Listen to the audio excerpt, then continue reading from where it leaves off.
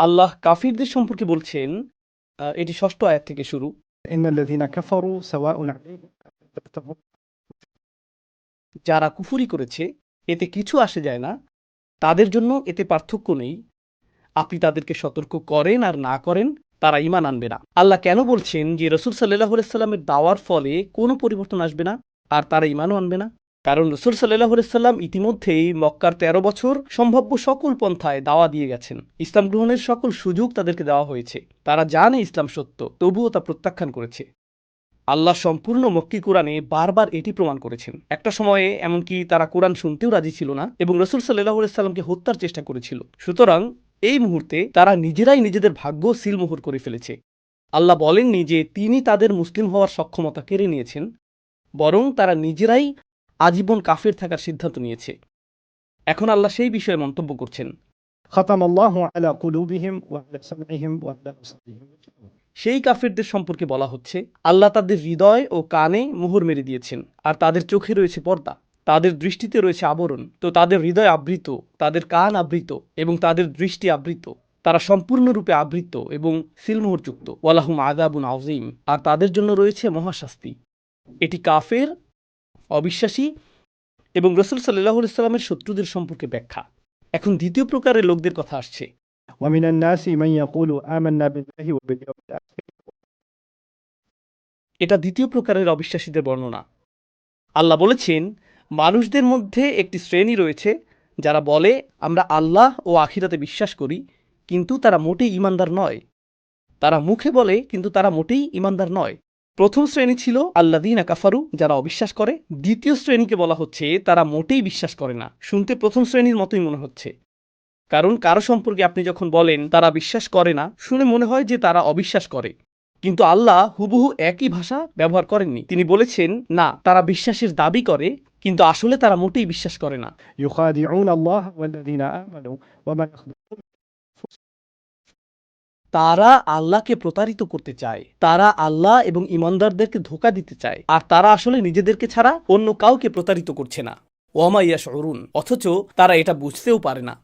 في قلوبهم مرض فزادهم الله مرضا তাদের হৃদয়ে একটি রোগ রয়েছে, তাদের হৃদয়ে একটি ব্যাধি রয়েছে, فزادهم الله مرضا আর আল্লাহ সেই রোগ আরো বাড়িয়ে দিয়েছেন। এখন আমি আপনাদের উদ্দেশ্যে কিছু প্রশ্ন করছি। প্রথমত, তারা আল্লাহ এবং ঈমানদারদের বোকা বানানোর চেষ্টা করছে, কিন্তু তারা শুধু নিজেদেরকেই বোকা বানাচ্ছে, কিন্তু তারা কেবল নিজেদেরকেই প্রতারিত করছে। প্রশ্ন হলো, তারা কিভাবে তাদেরকে প্রতারিত করছে? আল্লাহ তা বলেননি। তিনি শুধু বলেছেন তারা তাদের প্রতারিত করার চেষ্টা করছে, কিন্তু কিভাবে, এই প্রশ্নের উত্তর দেননি, তাই না? দ্বিতীয়ত, তিনি বলেছেন তাদের অন্তরে একটি রোগ রয়েছে এবং আল্লাহ সেই রোগকে আরো বাড়িয়ে দিয়েছেন। রোগটি কি এবং কিভাবে তা বাড়িয়েছেন তিনি তা বলেননি। তিনি শুধু বলেছেন এটাই তাদের অবস্থা এবং তারা তা বুঝতেও পারছে না। তৃতীয়ত, তিনি বলেছেন إذا قيل لهم لا تفسدوا في الأرض قالوا إنما نحن مصلحون যখন তাদেরকে বলা হয় পৃথিবীতে বিশৃঙ্খলা সৃষ্টি করো না, পৃথিবীতে সমস্যা তৈরি করো না, তারা বলে আমরা তো শুধু শান্তি স্থাপনকারী, আমরা তো শান্তির পক্ষে কাজ করছি। লক্ষ্য করুন, মুনাফিকদের একটি অদ্ভুত নীতি ছিল। তারা বলতো, আমি তো ভেবেছিলাম ইসলাম শান্তির ধর্ম, তাই মক্কাবাসীদের সাথে শান্তিপূর্ণ সমাধানের উদ্দেশ্যে আমাদের আলোচনা করা উচিত। হ্যাঁ, আমি জানি তারা কিছু কাজ করেছে, কিন্তু তা এতটা খারাপ নয়। তারা তো আমাদেরই ভাই। তাহলে আমরা আবার যুদ্ধে যাচ্ছি কেন? যুদ্ধের কি দরকার? যুদ্ধ তো খারাপ জিনিস। আল্লাহ কি যুদ্ধ অপছন্দ করেন না? আর গোপনে তারা কুরাইশদের সাথে চুক্তি করত ও মুসলিমদের ক্ষতি করতে চাইত। যখন তাদেরকে জিজ্ঞেস করা হয় তোমরা কি করছো, মদিনার সরকারকে বিপদগ্রস্ত করছো কেন, রাসূল সাল্লাল্লাহু আলাইহি সাল্লামকে পেছন থেকে ক্ষতি করতে চাইছো কেন? না না না, আমরা শুধু শান্তি চাই, আমরা জনগণের মঙ্গলের জন্য এটা করছি, আমরা বৃহত্তর কল্যাণের জন্য এমনটা করছি। তারা ভীরুতা থেকে এমনটা করছে, কিন্তু এটাকে জনসেবা হিসেবে উপস্থাপন করছে। إنما نحن مصلحون ألا إنهم هم المفسدون জেনে রাখো, তারাই সমস্ত বিশৃঙ্খলা সৃষ্টি করছে। ওয়ালাকিন লা ইয়াশউরুন, কিন্তু তারা তা বুঝতে পারে না।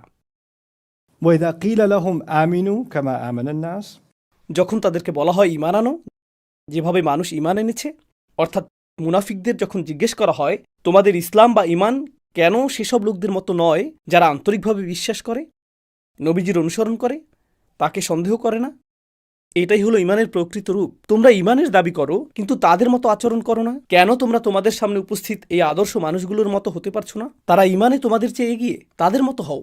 তারা বলে আনুমিনু কামা আমানা সুফাহা। তারা জবাব দেয়, আমাদের কি এই ইডিয়টগুলোর মতো ইমান আনতে বলছো?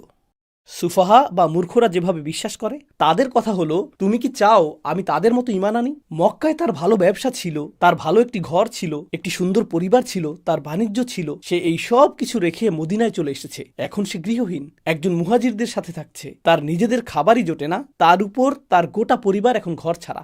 সে তো আসলেই একজন জিনিয়াস। তুমি কি চাও আমি তাদের মতো হই? এই দৃষ্টান্ত তুমি আমার সামনে দিচ্ছ? আমি জীবন উপভোগ করতে চাই।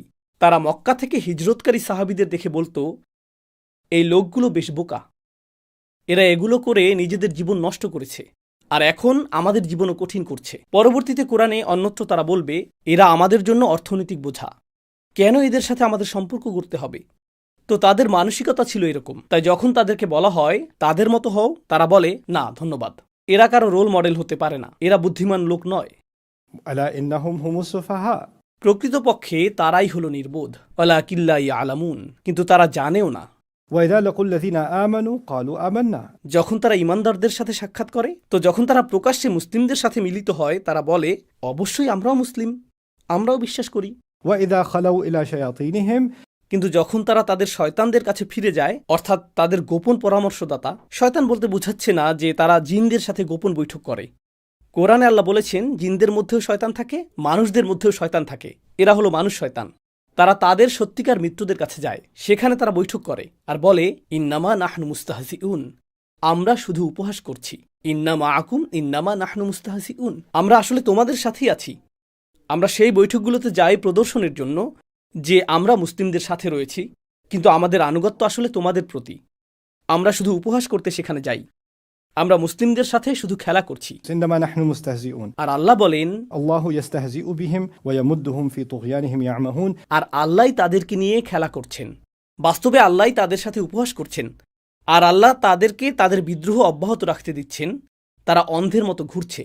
আর ইয়ামাউন না বলে ইয়ামাহুন শব্দটি ব্যবহৃত হয়েছে, যা কৌতূহল জাগ্রতকারী। ইয়ামাউন অর্থ তারা দৃষ্টিশক্তিতে অন্ধ, আর ইয়ামাহুন অর্থ হৃদয়ের অন্ধত্ব। সুতরাং তারা অন্ধের মতো ঘুরে বেড়াচ্ছে, তারা নিজেরাও জানে না যে তারা অন্ধের মতো ঘুরছে। ওকে, এখানে এই সব কিছু পরস্পর সম্পর্কযুক্ত, কারণ তথ্যগুলো পরিমাণে বেশি মনে হলেও সব কিছু একত্রে সংযুক্ত হয়ে মিলিত হচ্ছে। أولئك الذين اشتروا الضلالة بالهدى فما ربحت تجارتهم وما كانوا مهتدين তারা সেই লোক যারা হিদায়েতের বিনিময়ে পথভ্রষ্টতা ক্রয় করেছে। তাদের কাছে হিদায়েত ছিল, তারা তা পরিত্যাগ করেছে এবং পরিবর্তে পথভ্রষ্টতা গ্রহণ করেছে। তাদের এই ক্রয়, তাদের ব্যবসা তাদের জন্য কোনো লাভ বয়ে আনেনি। এটি একটি লাভজনক ব্যবসা ছিল না, আর তারা শুরু থেকেই হিদায়েতের প্রতি অঙ্গীকারবদ্ধ ছিল না। এখন আমি আপনাদের সাথে কিছু সংক্ষিপ্ত নোট শেয়ার করব, যা আমি ব্যাখ্যা করতে চাই। প্রথম বিষয়, আমি আপনাদের বলেছিলাম যে তাদের মধ্যে এমন লোক রয়েছে যারা বলে তারা বিশ্বাস করে, কিন্তু প্রকৃতপক্ষে তারা মোটেই বিশ্বাস করে না। ৮ নম্বর আয়াতে এখানে আল্লাহ নিজেই জবাব দিচ্ছেন।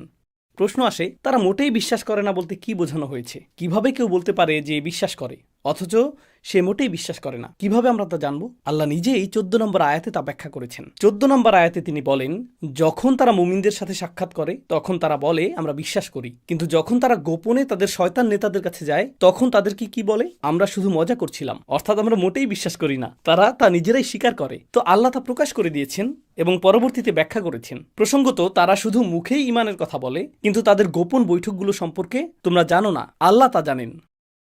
তো আল্লাহ পর্দার আড়ালে ঘটে যাওয়া বিষয়গুলো উন্মোচন করেছেন। তারপর স্মরণ করে দেখুন, তারা বলেছিল তারা আল্লাহকে বোকা বানানোর চেষ্টা করে, তারা আল্লাহ ও ঈমানদারদের প্রতারিত করার চেষ্টা করে, কিন্তু তারা নিজেদের ছাড়া অন্য কাউকেই প্রতারিত করছে না। ঠিক একইভাবে তারা যখন ফিরে এসে বলে আমরা শুধু মজা করছিলাম, এটা আমাদের মনের কথা না, জবাবে আল্লাহ বলেন তারা নিজেদের ছাড়া কাউকেই প্রতারিত করছে না। এরপর শেষে আল্লাহ বলছেন, না, তারা কারো প্রতি উপহাস করছে না, বরং আল্লাহই তাদেরকে উপহাস করছেন।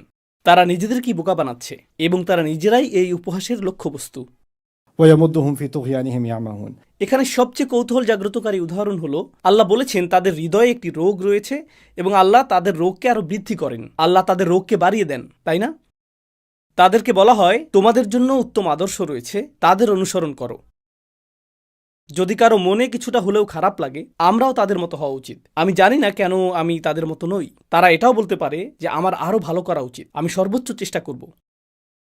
কিন্তু কেউ যখন তার রোগে এতটাই অগ্রসর হয়ে যায় যে যখন অনুকরণীয় আদর্শ হওয়ার যোগ্য কোনো মানুষকে দেখে, তখন সেই মানুষের কাছ থেকে অনুপ্রাণিত হয়ে আরও উত্তম হওয়ার পরিবর্তে তার নীতি হয় আক্রমণই সর্বোত্তম প্রতিরক্ষা। নিজের দুর্বলতা স্বীকার করার পরিবর্তে সে এই রোগে এতটাই আক্রান্ত যে সে আদর্শ মানুষটির উদ্দেশ্যে বলে, এই বোকাকে, একে অনুসরণ করব? মাফ করো, ধন্যবাদ, তোমার হেদায়েত তোমার কাছেই রাখো। পথভ্রষ্টতায় তারা এত দূর এগিয়ে গেছে। এখন এটি বেশ খারাপ। বর্ণিত এই অবস্থা বেশ খারাপ। উপমার প্রসঙ্গে যাওয়ার আগে আমি চাই আপনারা দুটি গুরুত্বপূর্ণ বিষয় উপলব্ধি করুন। প্রথম বিষয়টি হলো, তারা মনে করে তারা সত্যিই চতুর। আপনি যদি এই আয়াতগুলো লক্ষ্য করেন, তারা মনে করে যে তারা একটি দ্বৈত খেলা খেলছে। তারা মুসলিমদের সম্পর্কে এমন ধারণা দিচ্ছে যে মুসলিমরা এতটাই বোকা, মুসলিমরা ধরতে পারবে না, তো তারা এই দ্বৈত খেলা খেলবে এবং অন্য স্থানে আনুগত্য প্রদর্শন করবে, আর কেউ তা বুঝতে পারবে না।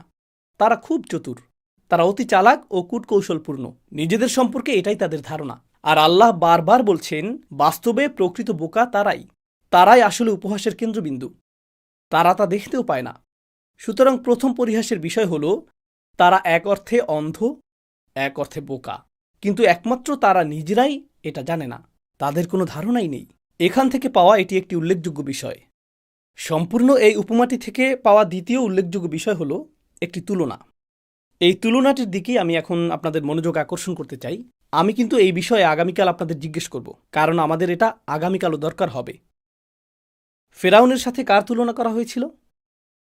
ফেরাউনের সাথে কার তুলনা হয়েছিল? আমি ভুলে গেছি। কুরাইশদের। একজন মনে রেখেছে, আপনি ভালো মনোযোগী। বনী ইসরায়েলের সাথে কার তুলনা করা হয়েছিল?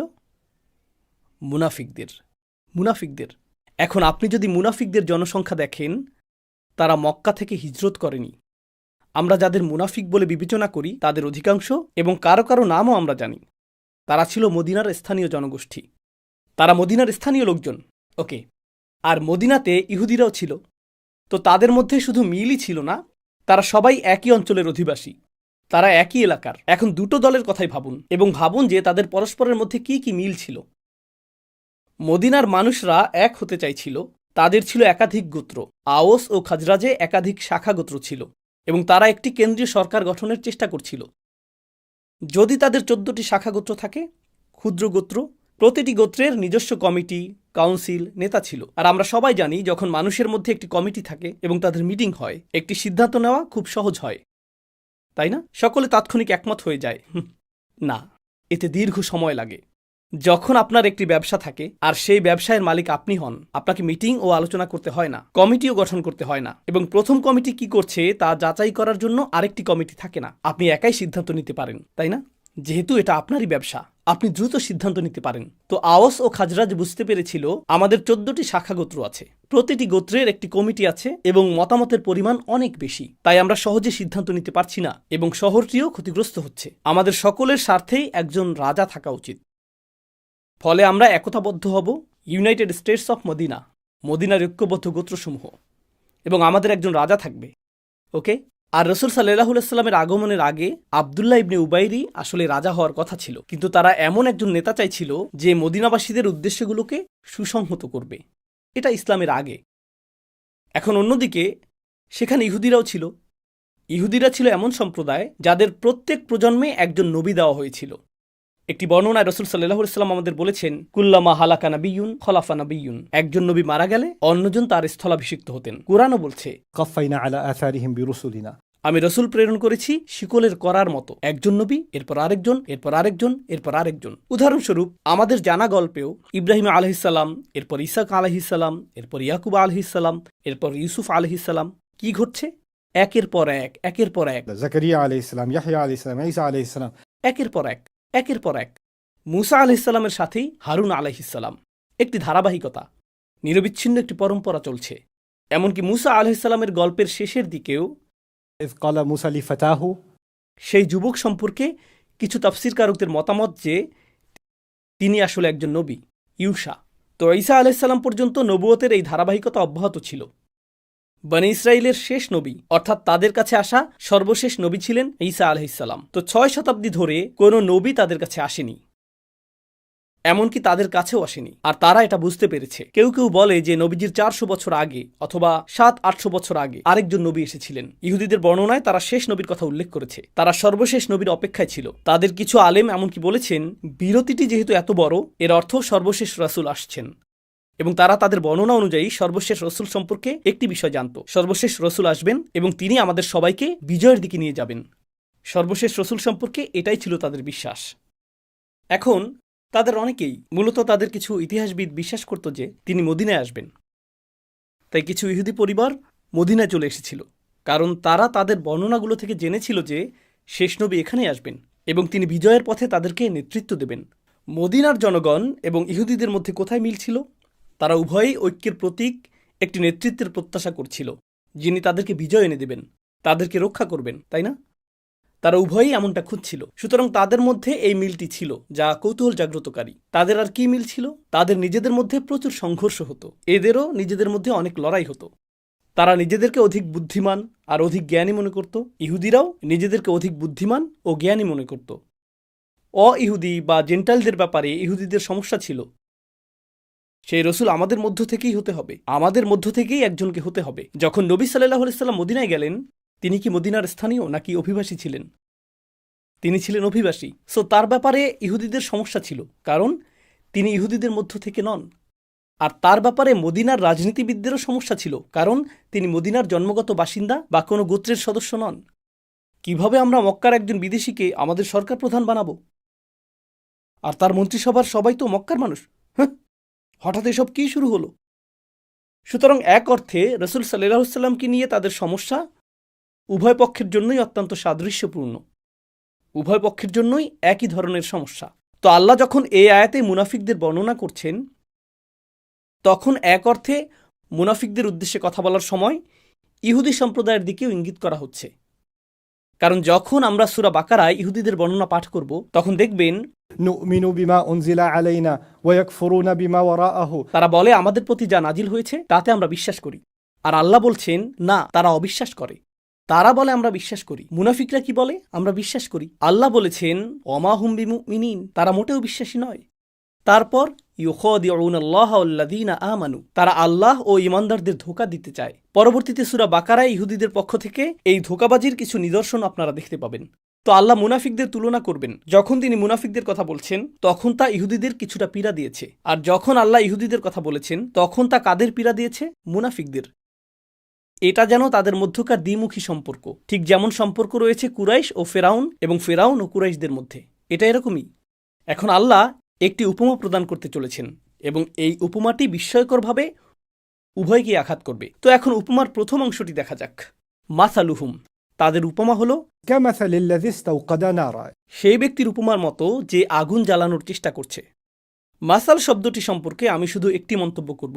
ইবনে আশুর রাহমাহুল্লাহ তার তাফসিরে বলেছেন, খুবই চমৎকারভাবে তিনি বলেছেন, মাসাল আরবদের মাঝে সচরাচর ব্যবহৃত ধারণা না, যতক্ষণ না এমন চিত্র অঙ্কন করা হতো যা ছিল অভূতপূর্ব। এরকমটা তারা সচরাচর করত না, আর একবার ব্যবহার করলে তা স্থায়ী বাক্যে পরিণত হতো, স্থায়ী বাক্যাংশের মতো। তখন এর মাঝে তারা শব্দগত পরিবর্তনও আনত না। বাংলা ভাষায় আমরা এটাকে বলি প্রবাদ প্রবচন।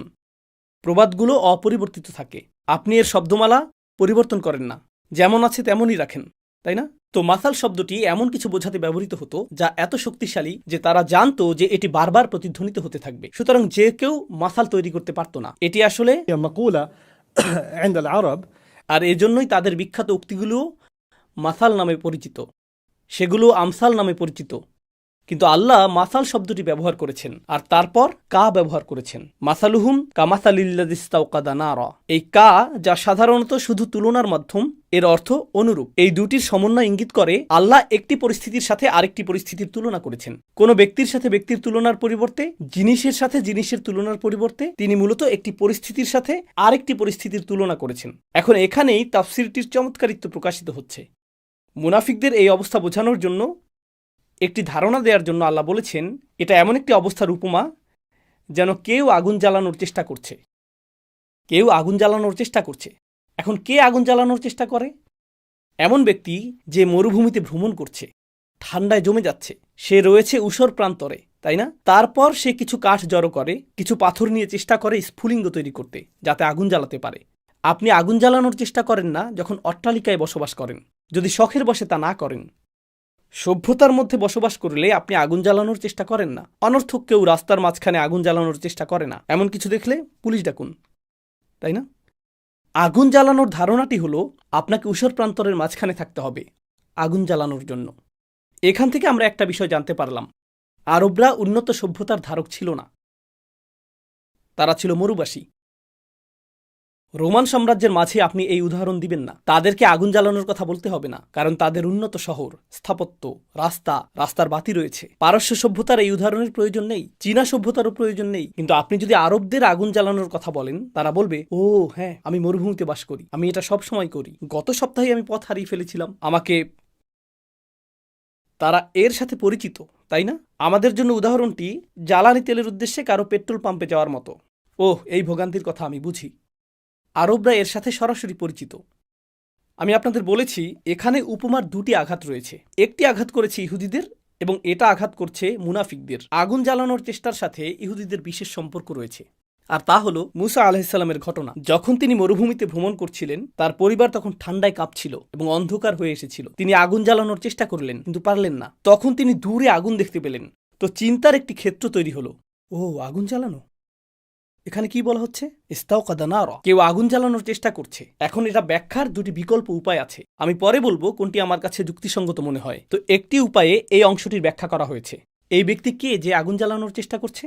আল্লাযী ইস্তাওকাদা নারা, এক ব্যক্তি আগুন জ্বালানোর চেষ্টা করছে। এর একটি ব্যাখ্যা হলো, আল্লাহ ইহুদিদের কথা বলছেন, যারা ৬০০ বছর ধরে কোনো নবী দেখেনি, আর তারা শেষ নবীকে খুঁজে বের করার জন্য কঠিন চেষ্টা করছে, যিনি তাদের নেতৃত্ব দেবেন। সুতরাং তাদেরকে তুলনা করা হয়েছে এমন ব্যক্তির সাথে যে আগুন জ্বালানোর চেষ্টা করছে। কারণ অন্ধকারে একবার যদি সে আগুন খুঁজে পায়, তখন সে জানবে কোথায় যেতে হবে, কিভাবে আত্মরক্ষা করতে হবে। অবশেষে তার সমস্যার সমাধান হবে, আর তাকে ঠান্ডায় জমে যেতে হবে না। তার সকল সমস্যার কারণ হলো তার কাছে আগুন নেই। ঠিক যেমন ইহুদিরা ভাবছিল যে আমাদের সকল সমস্যার কারণ হলো আমাদের নেতা নেই, শেষ নবী এখনো আসেননি। অন্যদিকে মদিনার লোকেরাও কি নেতা খুঁজছিল না? আর প্রসঙ্গক্রমে, আপনার কাছে যখন আগুন থাকে, আপনি কি পথ দেখান না? কল্পনা করুন, একদল মানুষ গোটা পরিবার সহ সেখানে রয়েছে, তারা ঠান্ডায় কাঁপছে, আর আপনার কাছে যদি আলো না থাকে, আপনি তো সমস্যায় পড়বেনই, তাই না? তো একবার আলো পেলে আপনি সবাইকে নেতৃত্ব দিতে পারবেন। সুতরাং যে আগুন জ্বালায় সে তাদের নেতৃত্ব দিতে পারে। তো উভয় পক্ষই আগুন জ্বালানোর চেষ্টা করছে। উপমাটি বোঝার জন্য এটি একটি উপায়। এই উপমাটি বোঝার আরেকটি উপায় হলো স্বয়ং রসুল সাল্লাল্লাহু আলাইহি সাল্লামকে বিবেচনা করা। কুরআন অবতীর্ণ হওয়ার আগে তিনি মক্কা শহরের সাথে সম্পৃক্ত ছিলেন এবং মানুষের কল্যাণে গভীরভাবে নিবেদিত ছিলেন, কিন্তু তবুও এটি তাকে হতাশ করছিল। এক পর্যায়ে তিনি শহর থেকে দূরে গুহায় দীর্ঘ সময় কাটাতে লাগলেন। আর আপনাদের মধ্যে যারা উমরা বা হজ করেছেন এবং সেই পাহাড়ে ওঠার সুযোগ পেয়েছেন যেখানে তিনি সময় কাটাতেন, শুধু ভাবুন সেখানে উঠতে কত পরিশ্রমের প্রয়োজন। এখন সেখানে সিঁড়ি রয়েছে, তখন তো কোনো সিঁড়িও ছিল না। সেখানে উঠতে এবং কয়েকদিন সেখানে থাকতে কি পরিমাণ শারীরিক পরিশ্রমের প্রয়োজন। আর তার স্ত্রী তার জন্য খাবার নিয়ে আসতেন। স্ত্রী হিসেবেও তিনি কত চমৎকার, রাদিয়াল্লাহু আনহা। আপনি উপরতলায় রয়েছেন আর বললেন, কানা লে আও, আর তিনি বললেন, হ্যাঁ, নিজে এসে নিয়ে যাও, রান্নাঘর নিচে। তিনি পাহাড়ে তার জন্য খাবার নিয়ে যেতেন, আবার নিচে আসতেন। তারা ছিলেন বিশেষ মানুষ। যাই হোক, তিনি গুহার উপরে ধ্যানমগ্ন, ভাবছেন। তিনি কি ভাবছেন? সিরাত বিশেষজ্ঞদের মধ্যে তিনি কি ভাবছিলেন এই বিষয়ে বিভিন্ন তথ্য রয়েছে। আমার কাছে যে মতটি যুক্তিসঙ্গত মনে হয়েছে তা হলো, তিনি ভাবছিলেন এই সকল বিশৃঙ্খলার সমাধান কি। যেমন, আমি গরিবদের সাহায্য করতে চেষ্টা করছি, কিন্তু দারিদ্র্য বেড়েই চলছে। আমি অত্যাচারিত মানুষদের সাহায্য করতে চাই, কিন্তু অত্যাচার আরও বাড়ছে। মনে হয় যেন এর কোনো শেষ নেই। আপনি যদি মানব সেবায় নিয়োজিত থাকেন, তাহলে দেখবেন বাস্তবিকই যারা অনেক মানবিক কাজ করে, সময়ের ব্যবধানে তারা আশাবাদী হয় না, বরং তারা আরও হতাশাগ্রস্ত হয়। কারণ তারা সমস্যাটা দেখে। তারা এতটুকু সাহায্য করে, তাদের সাহায্যের গ্রাফ বাড়ছে। আমরা আগে 5% সাহায্য করতে পেরেছি, এই বছর 7% করতে পারবো, পরের বছর করতে পারবো 10%। কিন্তু সমস্যা বাড়ছে 300%, 400%, এই হারে। সমস্যার গ্রাফটি সমাধানের গ্রাফের চেয়ে অনেক দ্রুত গতিতে এগিয়ে যাচ্ছে। তখন আপনি উপলব্ধি করতে শুরু করেন, হতাশা আপনাকে আঘাত করতে শুরু করে। তো নবীজি কোনো একটি আলোর খোঁজ করছিলেন, তাই না? আর আপনি কল্পনা করতে পারেন, আল্লাহ রসুল সাল্লাল্লাহু আলাইহি সাল্লাম যখন সেই পাহাড়ের উপরে ছিলেন, আমার মনে হয় তিনি হয়তো আগুন জ্বালানোর চেষ্টা করতেন পাহাড়ে রাত কাটানোর জন্য, তাই না? তো এই উপমাটির একাধিক টার্গেট রয়েছে। আর যখন তিনি সেই আগুন জ্বালালেন, এখন ভাবুন তো, কোরআনের বর্ণনা অনুযায়ী নবীজির সাথে আর কোন ব্যক্তির তুলনা করা যায়? মুসা আলাইহিসসালাম। মুসা আলাইহিসসালামও আগুন জ্বালানোর চেষ্টা করেছিলেন। তখন তিনি দূরে আলো দেখতে পেলেন। যখন তিনি সেখানে পৌঁছলেন, তিনি খুঁজছিলেন নার। নার অর্থ কি? আগুন। কিন্তু তার পরিবর্তে তিনি যা পেলেন তা হলো নূর। তার পরিবর্তে তিনি সেখানে পেলেন আলো, অর্থাৎ হিদায়াত। নূর হলো হিদায়াতের প্রতীক। আপনি যদি এই উপমাটি লক্ষ্য করেন, مثلهم كمثل الذي استوقد نارا নূরিহিম, আল্লাহ তাৎক্ষণিক নার থেকে নূরে পরিবর্তন করলেন, কারণ উভয় অনুসন্ধানেই আগুন জ্বালানো হচ্ছে। কিন্তু শেষ পর্যন্ত আপনি যা পেয়েছেন তা নার নয়, বরং নূর। আপনি পেয়েছেন আলো, তাই না? তো এভাবেও চমৎকারভাবে এই বিষয়টাকে চিন্তা করা যায়। আমি এই মতের পক্ষে যে উপমাটি রসুল সাল্লাল্লাহু আলাইহি সাল্লামের প্রতি ইঙ্গিত করছে। আমি আপনাদেরকে নিয়ে একসাথে উপমাটিতে অগ্রসর হব এবং সর্বোচ্চ চেষ্টা করব আপনাদেরকে প্রদর্শন করার জন্য যে এই উপমায় আল্লাহ আমাদের জন্য কি বার্তা দিচ্ছেন। তো রাসূল সাল্লাল্লাহু আলাইহি সাল্লাম সমাধান খুঁজছিলেন, আর ফেরেশতা জিবরিল আলাইহিস সালাম এসে তাকে নূর অর্থাৎ কোরআন প্রদান করলেন। কোরআনকে নূর হিসেবে বর্ণনা করা হয়েছে, তাই না? فآمنوا بالله ورسوله والنور الذي أنزلنا এখন রসুল সাল্লাল্লাহু আলাইহি সাল্লামের কাছে আলো রয়েছে। এখন তিনি যখন সেই আগুন জ্বালালেন, فلما أضاءت ما حوله আর যখন সেই আগুন তার চারপাশের সবকিছু আলোকিত করল, সবকিছু আলোকিত করল। লক্ষ্য করুন, কোরআনের ভাষাটি এত চমৎকার। আল্লাহ এখানে বলেননি ফালাম্মা নাওয়ারাত মা হাওলাহু, যখন তা আলোকিত করল। আলোকিত করার জন্য ব্যবহৃত আরবি শব্দ হলো, نورت or أنارت কিন্তু আল্লাহ বলেছেন আদাআত। ইদাআতে উত্তাপের উপাদান রয়েছে, নূরে উত্তাপ নেই। কিন্তু দও হলো আলোর জন্য ব্যবহৃত আরেকটি শব্দ। দিয়া শব্দটিও এটা থেকে এসেছে। বাংলাতে আমরা জিয়া আঙ্কেল বলে থাকি। জিয়া আর দিয়া একই শব্দ, বাংলাতে আমরা উচ্চারণটাকে পরিবর্তন করে ফেলেছি। তো দও অর্থ হলো আলো, তবে উত্তাপ সহ আলো। যেমন হুয়াল্লাযী জাআলাশ শামসা দিয়াআন ওয়াল কমারা নূরান। তাহলে উত্তাপ কিসের প্রতিনিধিত্ব করে? আল্লাহর বাণী আসলো, কিন্তু আল্লাহর বাণীতে সতর্কবাণীও রয়েছে, তীব্রতা রয়েছে, ঠিক মরুর সূর্যের জ্বলন্ত উত্তাপের মতো, তাই না? তো এটি আলোকিত করলো। প্রসঙ্গক্রমে মরুর সূর্য অন্য যে কোনো সূর্যের চেয়ে পরিষ্কার, যেখানে সব কিছু পরিষ্কার দৃশ্যমান হয়ে যায়। সুতরাং আদাআত মা হাওলাহু অর্থ হলো এটি তার চারপাশের সব কিছুকে সম্পূর্ণরূপে আলোকিত করে। আসুন দৃশ্যপটটি অনুসরণ করে অগ্রসর হই। কেউ একজন আগুন জ্বালানোর চেষ্টা করছে। শুধু যে আগুন জ্বলে উঠল তা নয়, বরং এটি একটি অস্বাভাবিক ধরনের আগুন। এর চারপাশের সবকিছু সম্পূর্ণরূপে আলোকিত হয়ে উঠল। আদাআত মা হাওলাহু। এখন আগুন জ্বালানোর উদ্দেশ্য হলো শুধুমাত্র এই ব্যক্তিটিই যে আলোর প্রত্যাশী তা না, বরং আশেপাশের সকলের প্রয়োজন কিছুটা আলো, কিছুটা উষ্ণতা, কিছুটা নৈকট্য। এরপর আল্লাহ অত্যন্ত অদ্ভুত একটি বাক্যাংশ ব্যবহার করলেন। তিনি বলেছেন যাহাবাল্লাহু বিনূরিহিম। এটা অনুবাদ করা কঠিন। প্রথমে আমি একটি খারাপ অনুবাদ দিচ্ছি। আল্লাহ তাদের নূর সরিয়ে দিলেন, আল্লাহ তাদের নূর অপসারণ করলেন। এর আক্ষরিক অনুবাদ হবে আল্লাহ তাদের নূর নিয়ে গেলেন। আল্লাহ তা নিয়ে গেলেন, অর্থাৎ তিনি নিজে, আল্লাহ তা নিজের সাথে নিয়ে গেলেন। যাহাবাল্লাহু বিনূরিহিম। ওকে, এখন এখানে কি ঘটছে তা বোঝার চেষ্টা করি। কারণ এই মুহূর্তে আল্লাহ একজন ব্যক্তির কথা বলছিলেন যে আগুন জ্বালালো, কিন্তু হুম বা তারা সর্বনামটি দিয়ে কাকে বোঝানো হচ্ছে? ইবনে আশুরের ব্যাখ্যা অনুযায়ী এটি তাজরিদ। তাজরিদ অর্থ হলো আল্লাহ প্রথমে একটি দৃশ্যের কথা বলছিলেন, তারপর তিনি সেই দৃশ্যের কথা বলা বন্ধ করে বাস্তবতার কথা বলছেন। তিনি বলছেন আল্লাহ মুনাফিকদের থেকে তাদের আলো নিয়ে নিয়েছেন, তিনি ইহুদিদের কাছ থেকে তাদের আলো নিয়ে নিয়েছেন, তিনি কাফিরদের থেকে তাদের আলো নিয়ে নিয়েছেন, তিনি তাদের ইমানের সব আলো মুছে দিয়েছেন। অন্য চিন্তাবিদগণ বলেন না, তিনি এখনও উপমার মাঝেই রয়েছেন। তো আমি দৃশ্যটিকে চলমান রেখেই আপনাদের সাথে আলোচনা এগিয়ে নিয়ে যাব। কল্পনা করুন আপনি আর আমি মরুভূমিতে পথ হারিয়ে ফেলেছি। কোথায় যেতে হবে আমরা জানি না। আর আমাদের মধ্যে একজন আগুন জ্বালানোর চেষ্টা করছে। অবশেষে সে আগুন জ্বালাতে সক্ষম হলো। আমরা সবাই কি আশা করছিলাম? কেউ একজন আগুন জ্বালাবে। হ্যাঁ। মদিনার মানুষরা কি আশা করছিল? তারা একজন একক নেতা পাবে। হ্যাঁ। ইহুদিরা কি আশা করছিল? যে তাদের শেষ নবীর সন্ধান পাবে। হ্যাঁ। আবার মক্কায় এমন লোকও ছিল যারা অন্ধকারে ছিল, কিন্তু তারা জানতও না তাদের আলোর প্রয়োজন। তারা তা জানত না। আর আল্লাহ বলেছেন আল্লাহ তাদের নূর নিয়ে নিয়েছেন। যাহাবাল্লাহু বিনূরিহিম। এটা অত্যন্ত চমকপ্রদ, অপ্রত্যাশিত উদাহরণ, এবং আমি চাই আপনি এটিকে পূর্বের আয়াতগুলোর আলোকে বুঝুন। আমি যে আয়াতগুলো আগে ব্যাখ্যা করেছি, বুঝার ক্ষেত্রে এখন সেগুলো কাজে লাগবে। যখন তাদেরকে ঈমান আনতে বলা হলো, অন্য মানুষেরা যেভাবে ঈমান এনেছে, তখন তারা কি বলেছে? আমরা কি এই বোকাদের মতো ঈমান আনবো? এই বোকাদের মতো? অন্য কথায় তাদেরকে বলা হলো নবীজির কাছাকাছি থাকো আর রসুল সাল্লাহু আলাইসাল্লামের সঙ্গী সাহাবিদের কাছাকাছি থাকো, যারা রসুল সাল্লাহু আলাইসাল্লামের কাছ থেকে শিখছেন, যারা নৈকট্যপ্রাপ্ত, যারা সেই আলোর কাছাকাছি যা ইমানের উষ্ণতা ছড়ায়। কিন্তু তারা বলে না ধন্যবাদ, আমরা দূরেই থাকব, তাই না? তারা বলে না না না, আমরা নিরাপদ দূরত্ব বজায় রাখবো। তুমি আমাকে এখানে যোগ দিতে বলছো? না না না, আমি এই আগুনে পুড়ে যেতে চাই না, আমি দূর থেকেই ভালো আছি, আমি এখান থেকেই দেখতে পাচ্ছি, না ধন্যবাদ, দূরে থাকাই যথেষ্ট। আর যারা সেখানে আছে তারা কাছাকাছি গিয়ে বলে হ্যাঁ হ্যাঁ, আমরাও এখানে রয়েছি। তারাই আবার ফিরে গিয়ে বলে আমরা আসলে এটাকে সিরিয়াসলি নেইনি। তো তারা এর কাছাকাছিও আসতে চায় না, আর যদি তারা আসেও শুধুমাত্র লোক দেখানোর জন্যই আসে, তাই না? উপমাটিতে রয়েছে আল্লাহ তাদের আলো কেড়ে নিয়েছেন। এর দ্বারা আসলে কি বোঝাচ্ছে? তারা সেই স্থানেই ছিল, আল্লাহ শুধু আলোটি নিয়ে গেলেন, আল্লাহ সেই আলোটি নিয়ে গেলেন। কিন্তু বাস্তবে কি ঘটছে? রাসূল সাল্লাল্লাহু আলাইহি ওয়াসাল্লাম সেখানেই, তাদের মধ্যেই রয়েছেন, সাহাবীগণ তাদের মধ্যেই রয়েছেন। কে সেখান থেকে চলে যাচ্ছে? তারা। আল্লাহ বলতে পারতেন অবশেষে যখন আলো আসলো তারা চলে গেল, তাই না? কারণ তারাই তো দূরে সরে যাচ্ছে।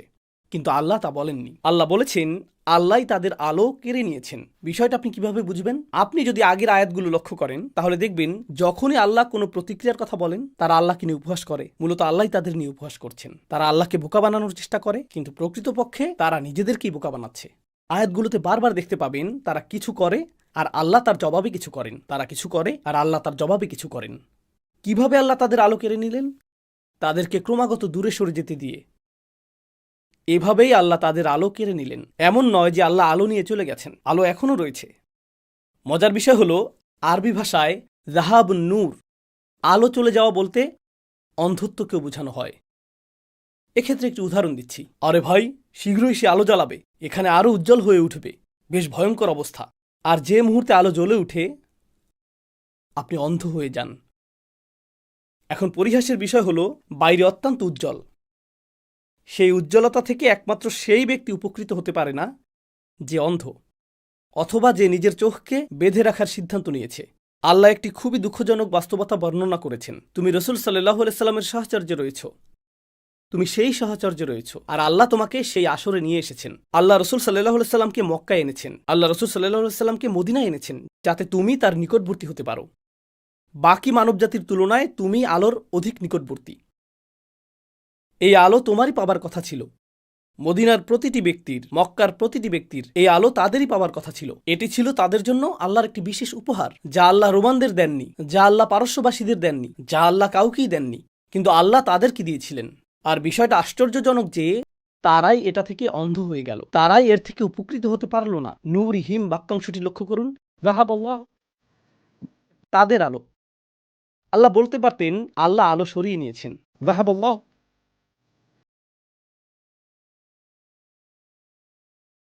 তিনি এর যে কোনোটি ব্যবহার করতে পারতেন। তিনি বলেছেন তাদের নূর, অর্থাৎ আলোটি তাদের জন্যই সেখানে ছিল, এটি তাদের জন্যই ছিল, কিন্তু যখন তারা এর কদর করল না, তা কেড়ে নেওয়া হলো। তাই এই তুলনাটি উপলব্ধি করুন। আপনি যদি আপনার চোখ কালো কাপড়ে বেঁধে রাখেন এবং 6 মাস ধরে তা আবদ্ধ রাখেন, এর মাঝে খুললেন না, যখন আপনি চোখ খুলবেন কি ঘটবে? আপনি অন্ধ হয়ে যাবেন। যদি আপনার পা আপনি বেঁধে রাখেন, সবসময় বিছানায় শুয়ে থাকবেন, পা শক্ত করে বেঁধে রাখবেন, রক্ত চলাচল বন্ধ, আর 6 মাস ধরে এভাবেই শুয়ে থাকলেন, তারপর কি আপনি দাঁড়াতে সক্ষম হবেন? না।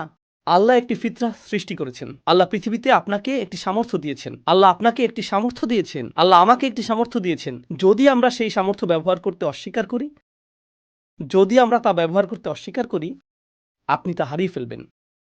আল্লাহ তাদেরকে সামর্থ্য দিয়েছেন আলো দেখার, তার উষ্ণতা অনুভব করার, তার নিকটবর্তী হওয়ার। যখন তারা বারংবার তা অস্বীকার করল, আল্লাহ কি করলেন? আল্লাহ সেই আলোর কদর করার সামর্থ্য তাদের থেকে কেড়ে নিলেন। আল্লাহ সেই আলো থেকে তাদেরকে অন্ধ করে দিলেন। তাই তারা রাসূল সাল্লাল্লাহু আলাইহি সাল্লামের ঠিক পাশেই বসে থাকতে পারে, কিন্তু তাদের হৃদয় দেখতে পায় না যে এটি আল্লাহর রাসূল।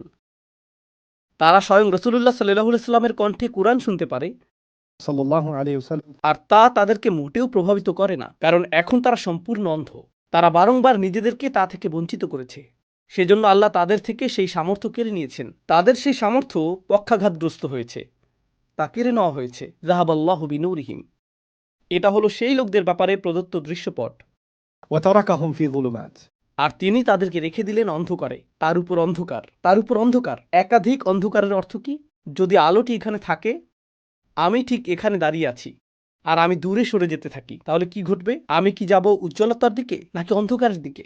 আমি আরো আরো আরো অন্ধকারে যাচ্ছি। অর্থাৎ তারা নবীজি থেকে আরো আরো আরো দূরে সরে যাচ্ছে। আল্লাহ তাদেরকে আরো আরো আরো দূরে অন্ধকারে ছেড়ে দিচ্ছেন। চমকপ্রদ একটি বিষয় হলো, আল্লাহ এই কথাটি এই প্রথম বলছেন না, তিনি ইতিমধ্যেই এটি বর্ণনা করেছিলেন যখন এর আগে কাফিরদের সম্পর্কে বলেছেন। তিনি ইতিপূর্বে এ কথা বলেছেন। আমি আয়াতটি আপনাদের সামনে পাঠ করছি। إن الذين كفروا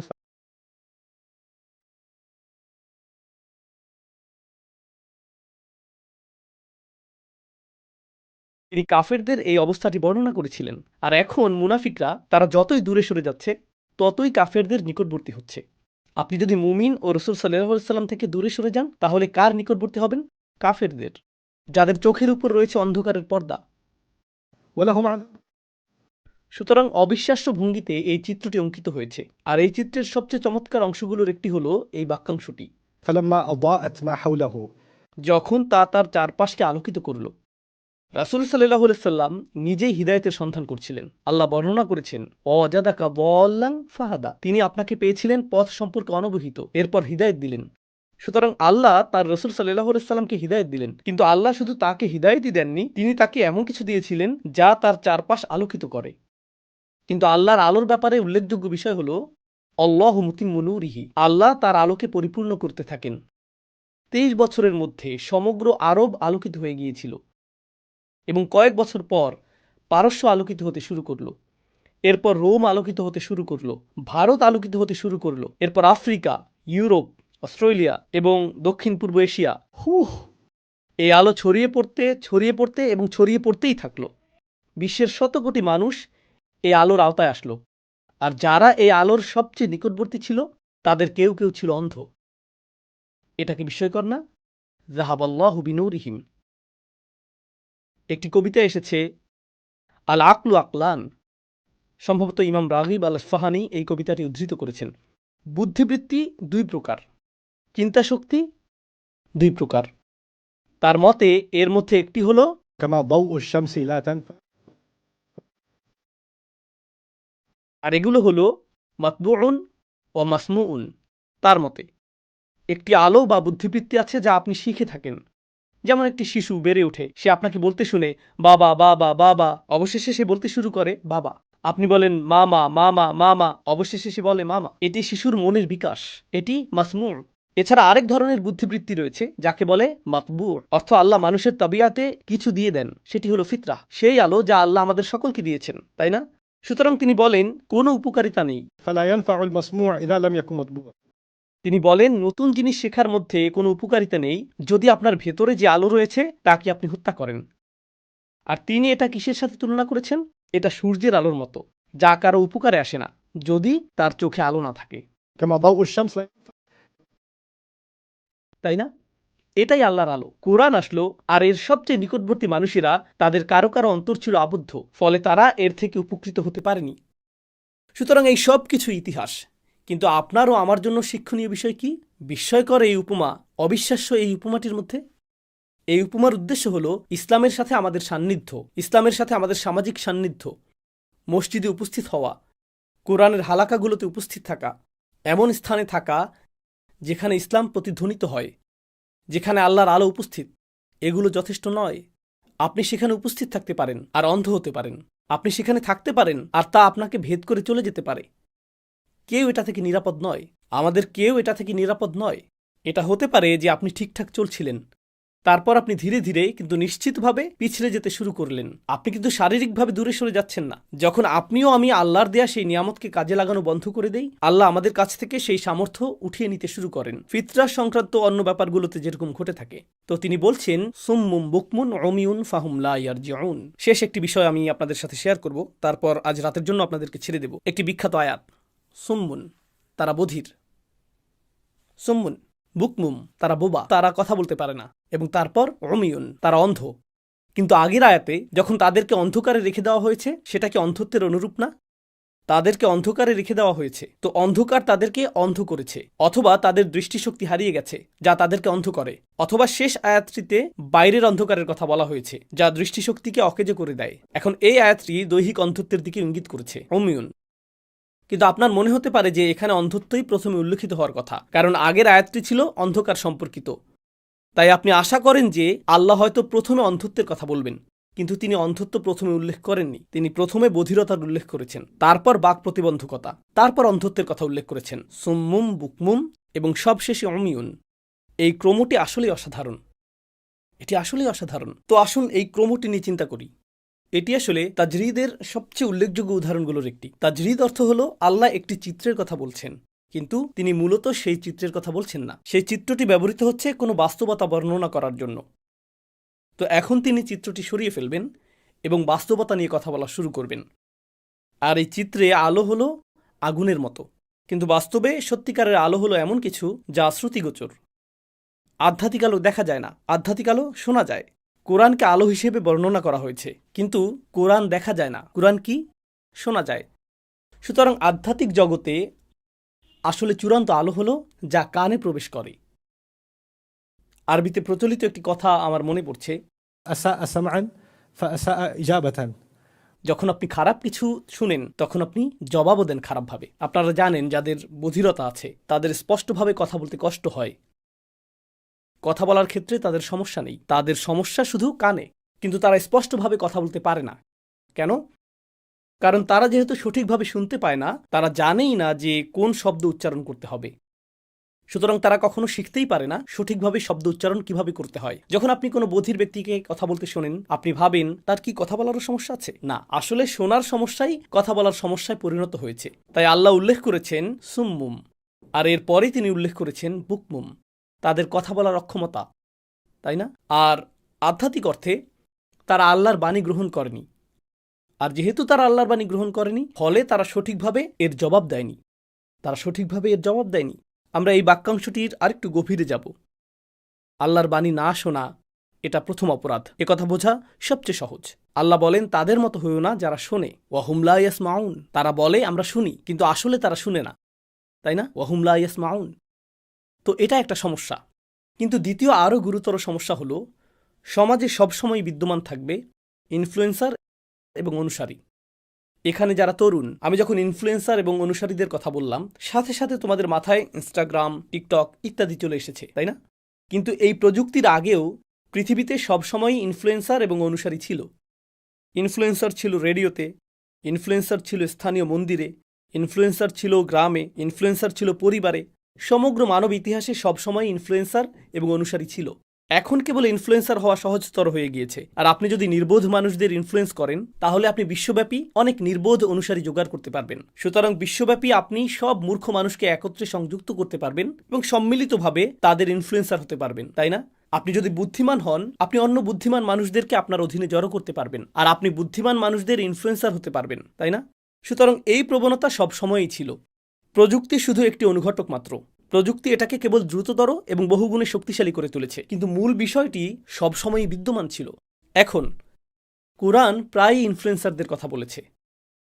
আমি আবার বলছি, কোরআন প্রায়ই ইনফ্লুয়েন্সারদের কথা বলেছে। কেন? কারণ ইনফ্লুয়েন্সাররা সাধারণত একটি বিশাল সমস্যা তৈরি করে। কারণ ইনফ্লুয়েন্সাররা প্রচুর পরিমাণে কাকে প্রভাবিত করে? অনুসারীদের।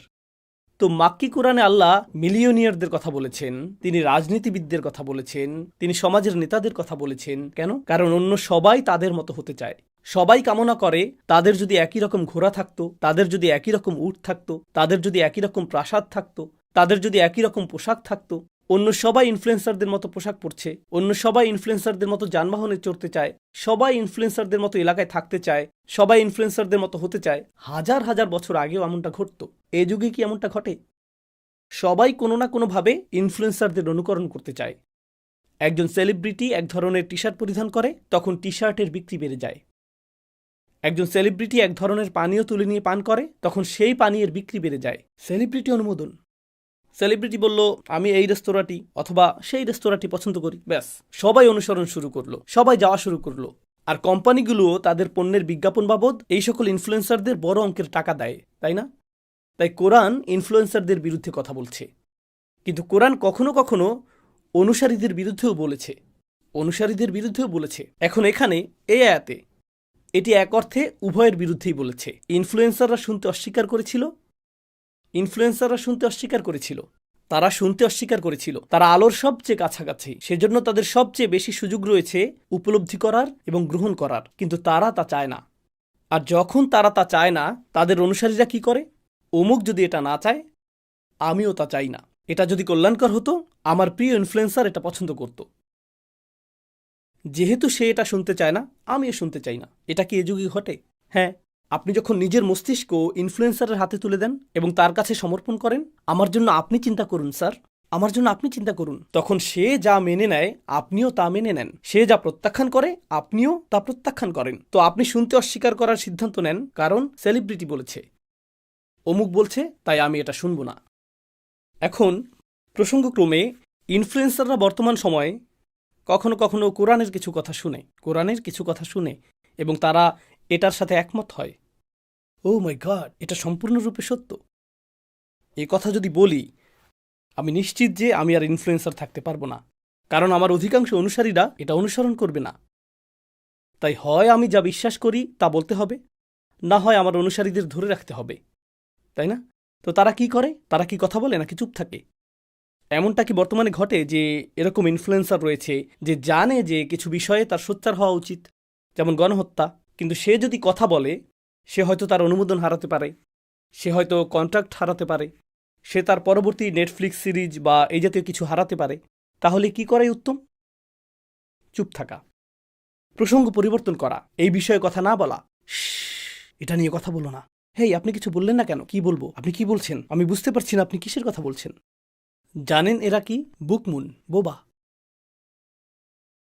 তারা শুনতে চায় না, আবার তারা কিছু বলতেও চায় না, কারণ তারা জানে তারা ইনফ্লুয়েন্সার। তারা যদি মুখ খুলে, অন্যরা তা শুনবে, আর তারপর তারা তাদের সকল অনুসারী হারাবে। প্রসঙ্গক্রমে আপনি যদি কোরআন মানেন, তাহলে আপনাকে মানতে হবে যে আপনার নিজের ইনফ্লুয়েন্স অর্থহীন। আপনি শুধুমাত্র আল্লাহ ও তার রাসূল সাল্লাল্লাহু আলাইহি সাল্লামের কাছ থেকে ইনফ্লুয়েন্স গ্রহণ করবেন। তাই আপনি আর নেতা হতে আগ্রহী না, আপনি এখন অনুসারী হতে আগ্রহী।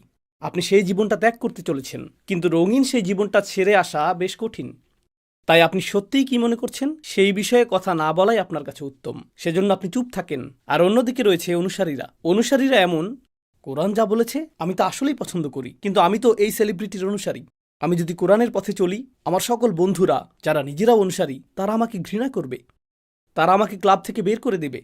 আমি কোরআনের সাথে একমত হতে পারবো না, আমি এর বাণীগুলোর সাথে একমত হতে পারবো না। তাহলে আমার গোটা সামাজিক গ্রুপটি আমাকে ত্যাগ করবে, তারা আমার মেম্বারশিপ ব্যাজ কেড়ে নেবে, তারা আমাকে ব্লক করে দিবে, আমার কমেন্টে কেউ লাইক রিয়েক্ট দিবে না। আমি যদি কোরআনের সাথে একমত হই, এই সব কিছু শেষ হয়ে যাবে, পরিণাম অনেক ভয়াবহ। তাই আমি বুকমুন থাকব, আবকাম থাকব, আমি চুপ থাকব, আমি কিছু বলবো না। আর তারপর রয়েছে অমিউন, অন্ধ। আমি শুধু ভান করব যে আমি এটা দেখিনি, আমি চিন্তা করতে চাই না।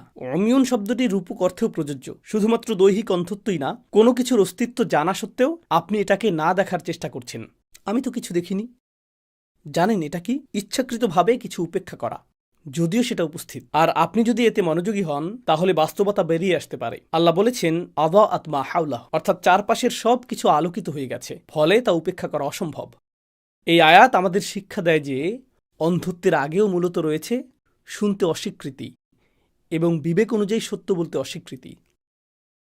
এই দুটি জিনিস যদি বিদ্যমান থাকে, সেখান থেকে অন্ধত্বের সৃষ্টি হয়। প্রথম আয়াতটি ছিল অন্ধত্ব সম্পর্কিত, দ্বিতীয় আয়াত অর্থাৎ এই আয়াতটি সুম্মুম বুকমুন উমিউন আসলে অন্ধত্বের উৎস বর্ণনা করছে। অন্ধত্ব কোথা থেকে আসে? এই লোকেরা কিভাবে এত অন্ধ হতে পারলো? আজকাল আপনি সোশ্যাল মিডিয়াতে দেখবেন মানুষ কথা বলছে এবং তারা একদম অযৌক্তিক কথা বলছে, আর আপনার অবস্থা এমন, এটা কিভাবে সম্ভব যে এই ব্যক্তি কথা বিশ্বাস করে? এটা কিভাবে সম্ভব? কিভাবে সে বাস্তবতার প্রতি এতটা অন্ধ হতে পারে? আর আপনি যদি কিছুটা চিন্তা করেন, তখন দেখতে পাবেন এর পেছনে রয়েছে সুম্মুন এবং বুকমুন, যা অমিউনকে ব্যাখ্যা করে। এটা তাই ব্যাখ্যা করে। এরপর অবশেষে আল্লাহ বলছেন ফাহুম লা ইয়ারজিউন, ফলে তারা ফিরে আসবে না, যা এই চিত্রটিকে পূর্ণতা দিচ্ছে। খেয়াল করে দেখুন, এরকম মনে হচ্ছিল যেন আল্লাহই তাদের আলো কেড়ে নিয়েছেন। আল্লাহ যদি প্রকৃতই তাদের আলো কেড়েই নিতেন, তাহলে আয়াতটি এভাবে শেষ হতো, আল্লাহ আর আলো ফিরিয়ে আনবেন না। কিন্তু আয়াতটি এভাবে শেষ হয়নি। আয়াতটি শেষ হয়েছে তারা আর ফিরে আসবে না, তাহলে আয়াতটি আমাদের কি শিক্ষা দিচ্ছে? আল্লাহ মূলত ছেড়ে চলে যাননি। আসলে কে ছেড়ে গেছে? তারাই। তবে আল্লাহ তাদেরকে যেতে দিয়েছেন, আর আল্লাহ তাদের থেকে তাদের আলো কেড়ে নেওয়ার অনুমতি দিয়েছেন, কারণ তারা এর কদর করেনি এবং তারা এই আলোর দিকে ফিরেও আসতে চায়নি। আর শক্তিশালী এই চিত্রটি যা আল্লাহ এই আয়াতটিতে এঁকেছেন তা তাদের সম্পর্কে যারা তাদের বিপদগামিতায় অটল, আল্লাহর হিদায়াত অনুসরণ করতে যারা অস্বীকৃতি জানায়। আল্লাহ আমাদের সবাইকে এর থেকে হেফাজত করুন এবং আল্লাহ আমাদের উপলব্ধি করার ক্ষমতা দিন যে অসাধারণ এই আয়াতটিতে যে ব্যক্তি আগুন জ্বালায় সে হয়তো একজন ব্যক্তি মাত্র, যার অর্থ তারা সবসময় সংখ্যাগরিষ্ঠের বিপরীতে থাকবে। আর যার কাছে আলো আছে, আপনি যখন তার কাছে যান, আপনি জনপ্রিয় কারো কাছে যাচ্ছেন না, আপনি আসলে এমন কিছুর দিকে যান যা অজনপ্রিয়। এটা আপনার পরিবারে অজনপ্রিয়, আপনার সম্প্রদায়ে অজনপ্রিয়, আপনার বন্ধুমহলে অজনপ্রিয়। আপনি শুধু মুসলিম দেশে আছেন বলে এর অর্থ এই না যে ইসলাম সেখানে প্রভাবশালী। গত বছর আমি বেশ কয়েকটি মুসলিম দেশে গিয়েছি, যেখানে অনেক মেয়ে আমার কাছে অভিযোগ করেছে। আমি তাদের জিজ্ঞেস করেছি, মুসলিম হিসেবে তোমাদের জন্য কোন বিষয়টি পালন করা সবচেয়ে কঠিন? তখন তারা বলল, পর্দা করা। তারা সকলেই বোরকা পরিহিত। আমি বললাম, মুসলিম দেশে এটা কঠিন হবে কেন? তোমরা কি বলছো? কেউ যদি অস্ট্রেলিয়া, কানাডা অথবা ফ্রান্সে থেকে এই কথা বলে তা না হয় মানা যায়, তোমরা কেন বলছো যে এটা কঠিন? তোমরা তো মুসলিম দেশে রয়েছো। তারা বলল, আপনার ধারণা নেই এখানে মেয়েরা পর্দা করার কারণে কত ছেলের উপহাসের শিকার হতে হয়, কত শিক্ষকের উপহাসের শিকার হতে হয় মুসলিম দেশে, আমাদের শিক্ষা প্রতিষ্ঠানগুলোতে। এটাই বাস্তবতা। আর তাদের পরিবারও তাদেরকে উপহাস করে। আমার চাচাতো ভাই বোন, আমার চাচারা, আমার খালারা, আমার দূরবর্তী আত্মীয়রা, আমার বড় ভাই বোন সবাই আমাকে উপহাস করে, কারণ আমি মুসলিম দেশে পর্দা করতে চাই। আমার স্কুলের শিক্ষক, আমার স্কুলের বন্ধুরা সবাই। আমি একাকী, কারণ আমি পর্দা করার ইচ্ছা পোষণ করি, অথবা আমি নামাজ পড়ি, বিরতির সময়ে আমি নামাজ পড়ি, আমি জোহরের নামাজ পড়ি। মুসলিম দেশে দুজন মেয়ে এক কোণে নামাজ পড়ছে, আর গোটা স্কুলের সকল মেয়ে ওই মেয়ে দুটিকে উপহাস করছে, কারণ তারা নাকি চরমপন্থী। আমি যা বলতে চাইছি তা হলো, যারা আলো ধারণ করে হতে পারে সকল স্থানেই তারা সংখ্যালঘু, হতে পারে। আর চোখ উন্মুক্ত করাটা কষ্টসাধ্য, এটা অত্যন্ত কষ্টসাধ্য। অন্ধ থাকাটা অনেক সহজ, কান বন্ধ করে রাখাটা অনেক সহজ, এটা অনেক সহজ। কোনো কিছু নিয়ে চিন্তা করা সত্ত্বেও সাহসিকতার অভাবে তা প্রকাশ না করা, এটা প্রকাশ করতে অনেক সাহসিকতার প্রয়োজন। অন্ধত্ব কাটিয়ে উঠতে অনেক সাহসিকতার প্রয়োজন। আলোক সৃষ্টিকারী আগুন জ্বালাতে প্রচেষ্টার প্রয়োজন, এবং এর অনুসরণ করতে প্রচেষ্টার প্রয়োজন। অচল হয়ে থাকাটা সহজ, অন্ধকারে থাকাটা সহজ। আল্লাহ আমাদেরকে তাদের অন্তর্ভুক্ত করুন যারা আলোর দিকে প্রত্যাবর্তন করে এবং এ পথে অবিচল থাকে। বারাকাল্লাহু লি ওয়া লাকুম ফিল কুরআনিল হাকিম ওয়া নাফা'নি ওয়া ইয়্যাকুম বিল আয়াতি ওয়া যিকরিল হাকিম।